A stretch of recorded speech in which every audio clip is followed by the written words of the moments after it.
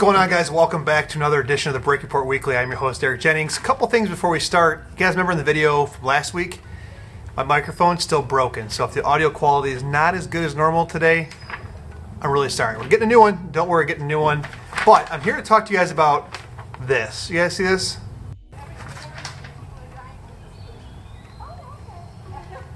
I don't know if you guys can hear that, but a couple of neighbors walked by talking about coronavirus stuff. And typically you wouldn't hear that because I would have a microphone on top of my camera that would knock that out, but you might have just heard that.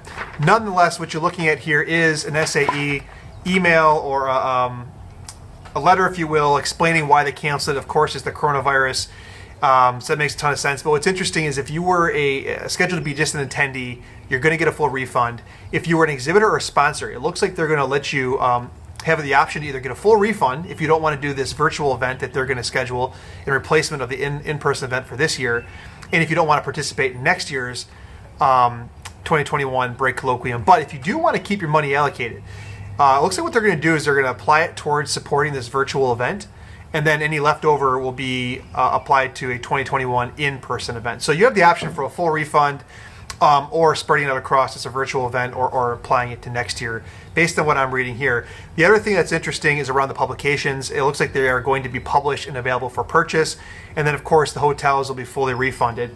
As far as airline travel goes, that's typically booked independent of the SAE, so it looks like you have to work that out with your airline carrier, but most airline carriers are waiving fees for cancellations in this time. So big bummer that the SAE Brake Colloquium is canceled. Like I said, I was hoping to make an appearance down there, shake hands with some of you guys, some of the people that I know I used to work with, but it looks like it's not going to be the case.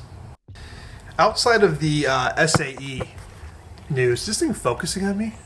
Outside of the SAE news, there's a couple different little pieces of announcements or hirings that I do want to point out to you guys this week. The first one is in the automotive commercial passenger space with Parts Authority. Dan LeChuck has been named the Senior Vice President of Business Development Braking. And then on the commercial vehicle space at Haldex, Matt Resch has been appointed Vice President of OEM and Fleet Sales for North America. So congratulations to those two and their new promotions and new job titles. I'm sure you guys will do excellent. And now I want to share a few thoughts with you guys around the Brake Colloquium, because if you guys don't know my past, I did work in brakes, working for Trelleborg and Akebono and Hitachi.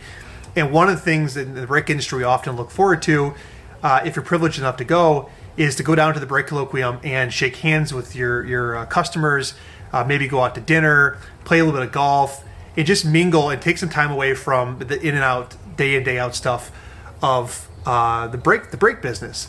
And it's a real bummer, as it goes with many things that have been canceled because of COVID-19. It's just another letdown a little bit, in the respect that it's something you look forward to as like a perk of the job, and just getting that opportunity. In saying that, though, it's the right thing to do. Who knows if there's going to be a second flare-up.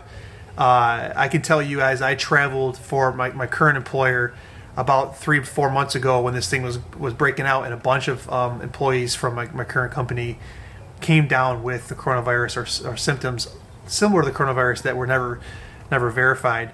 And so from that perspective, the risk is probably not worth it. The question is what happens for 2021, and if we see another spike in these cases, what happens to a lot of these online or these in-person events, these trade shows that people typically go to?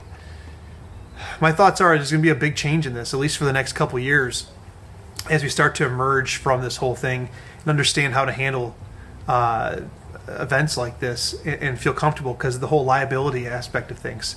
So my thoughts are this was the right move from the SAE committee. I'm disappointed because you always look forward to those types of things, and I hope and pray that this coronavirus thing does disappear and stay disappeared, so that we can go back to what we were doing and kind of enjoy some of these perks, as many events were canceled. Euro Brake, SAE Brake Colloquium, and many others for the industry. So stay safe, guys. I appreciate you guys continuing to watch us every week. It's a little slow on the news front this week from a brake perspective, but many of us are back to work. The OEMs are back to churning. I know I'm working with a couple of automotive customers. They're back to producing a lot of parts. And it's just, as we get this thing back up and running, it's going to be good for all of us. So I'm excited to see how that play out.